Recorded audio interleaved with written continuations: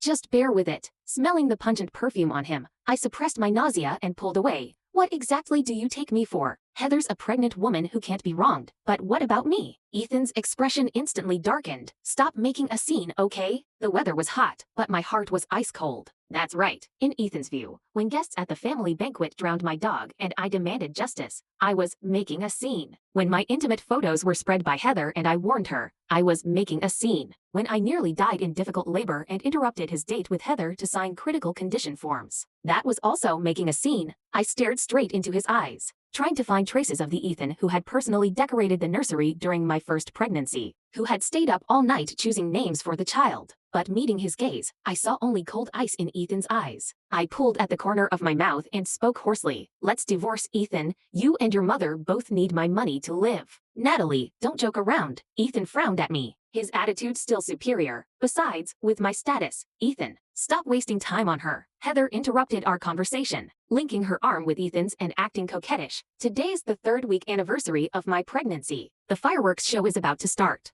Let's go watch. The irritation in the man's eyes instantly vanished. His lips curved upward as he walked toward the floor-to-ceiling window with Heather. Be careful, don't hurt the baby. The fireworks show was specially prepared for you. I dare anyone to start without you. I watched the brilliant fireworks in the sky, feeling somewhat dazed. Years ago, on the night Ethan confessed to me, he couldn't even afford a decent bouquet of roses. He only held a few cheap sparklers, clumsily lighting them for me. His face was red then, but his eyes were incredibly sincere. I'll definitely give you the best life in the future. I'll give you the biggest fireworks show. But now we had everything: money, power, everything except love. He could give Heather and the child in her belly a spectacular fireworks display, but he wouldn't spare me even a word of concern. As the fireworks faded, people in the hospital corridor exclaimed in amazement, "Mrs. Evans is so blessed. Even her pregnancy gets celebrated with $1 million fireworks show." I heard she's been accompanied throughout her conception planning and prenatal checkups by Mr. Evans himself, afraid something might go wrong. Hearing these words, I felt like I'd fallen into an ice cave, trembling all over. So Heather's pregnancy wasn't an accident at all. He'd even indulged her in replacing me as Mrs. Evans in front of others, all to give Heather's child legitimacy. Crash! Behind me came the sound of breaking glass. Heather grabbed my arm, sobbing, "Natalie, I accidentally broke your photo frame." Sorry, my body stiffened imperceptibly. The photo in that frame was the only picture of my grandmother and me before she passed. Even the frame itself was a birthday gift my grandmother had carved for me. Ethan couldn't possibly not know this. Anger surged in my heart as I shook off the woman's hand. "Pick it up, clean it, and give it back to me." But when Heather bent down while clutching her belly,